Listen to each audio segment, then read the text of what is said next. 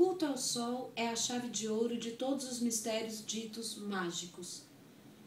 A adoração do homem ariano se dirige desde a origem da civilização para o sol como fonte de luz, de calor e de vida.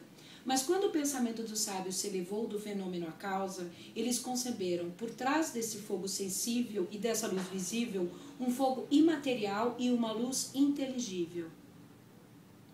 Identificaram o primeiro com o princípio masculino, o espírito criador ou a essência intelectual do universo, e a segunda com seu princípio feminino, sua alma formadora, sua substância plástica.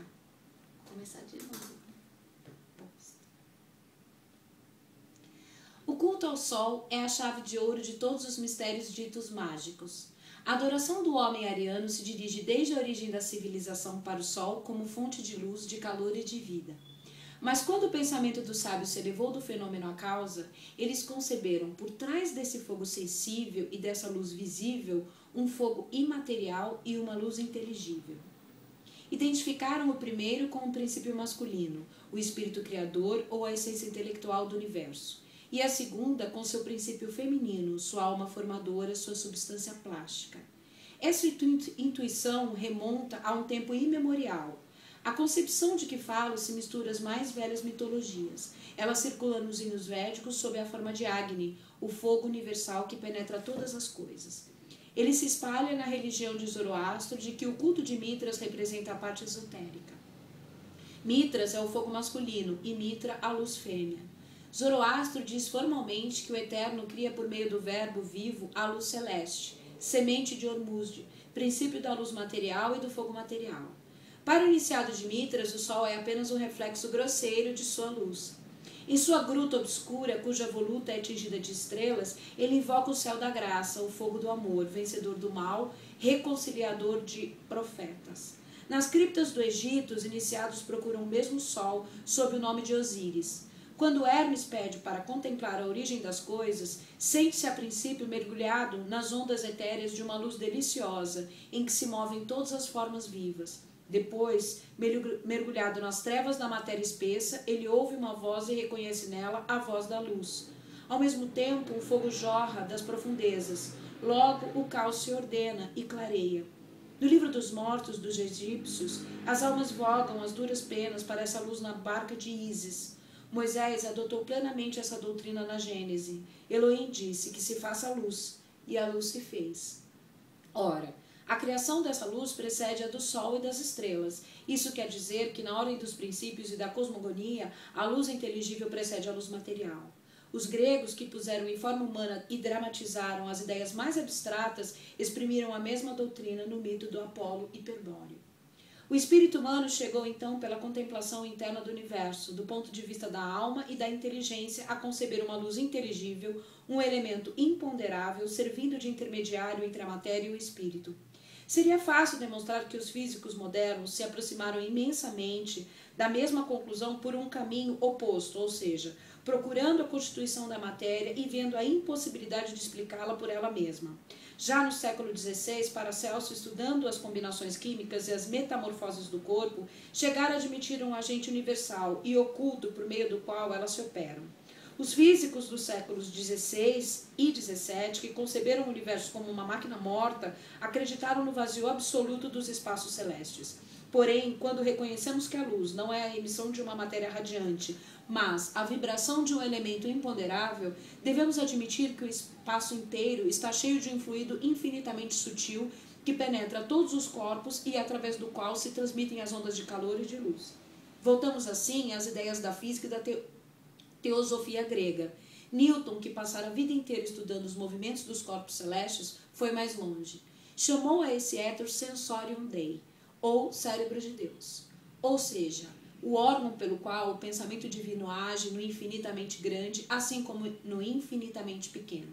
Emitindo essa ideia que lhe parecia necessária para explicar a simples rotação dos astros, esse grande físico vogava em plena filosofia esotérica. O éter que o pensamento de Newton encontrava nos espaços,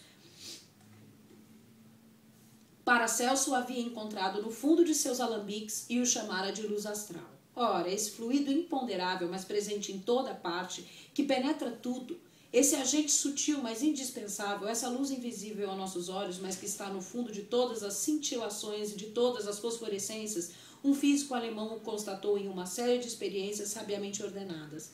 Reichenbach havia notado que elementos de uma fibra nervosa muito sensível, postas em uma sala perfeitamente obscura, em frente a um ímã, mostravam em seus dois extremos fortes raios de luz vermelha, amarela e azul. Esses raios vibravam, às vezes com um movimento ondulatório. Ele continuou suas experiências com todos os tipos de corpos, notadamente cristais. Em torno de todos esses corpos, os elementos sensíveis tiveram emanações de luz. Em torno da cabeça dos homens postos na sala obscura havia raios brancos, de seus dedos saíam pequenas chamas. Na primeira fase de seu sono, os sonâmbulos veem, por vezes, seus magnetizadores com os mesmos sinais. A pura luz astral só aparece no alto êxtase, mas se polariza em todos os corpos, se combina com todos os fluidos terrestres e representa papéis diversos na eletricidade, no magnetismo terrestre e no magnetismo animal. O interesse das experiências é ter feito tocar com os dedos os limites e as transições entre a visão física e a visão astral, que pode conduzir à visão espiritual. Elas fazem entrever também os refinamentos infinitos da matéria imponderável. Desse ponto de vista, nada nos impede de conceber algo tão fluido, tão sutil e penetrante, que se torne de alguma forma homogêneo ao espírito e lhe sirva de vestimenta perfeita.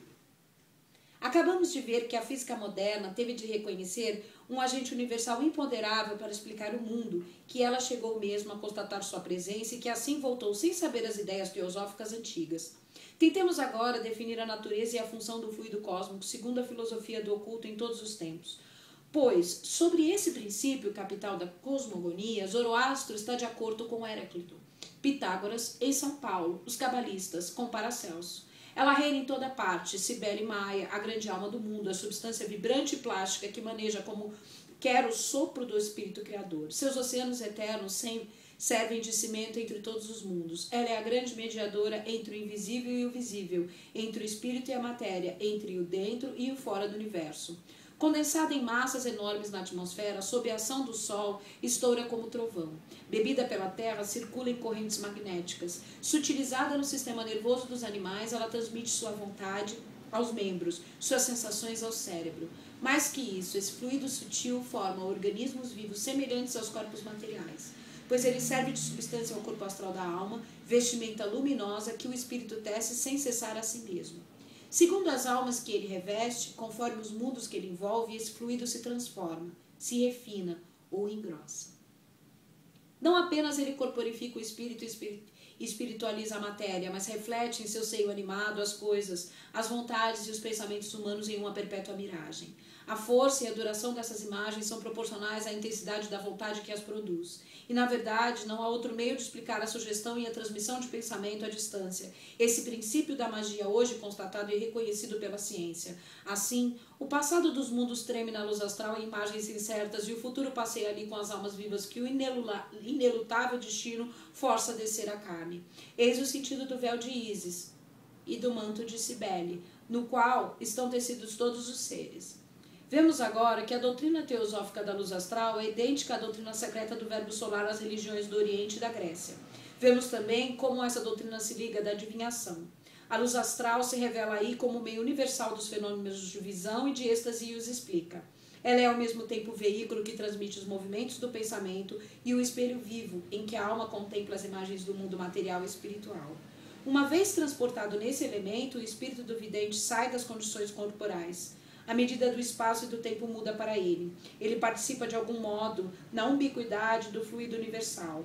A matéria opaca se torna transparente e a alma, separando-se do corpo, elevando-se em sua própria luz, chega pelo êxtase a penetrar no mundo espiritual, a ver as almas revestidas de seus corpos etéreos e a se comunicar com elas. Todos os antigos iniciados tinham a ideia dessa segunda visão, ou visão direta do espírito. Testemunha Esquilo, que faz dizer por Clitemnestra: olha, essas feridas, teu espírito as pode ver. O espírito, quando dorme, tem os olhos mais aguçados. Em um dia claro, os mortais não enxergam o vasto campo com sua visão.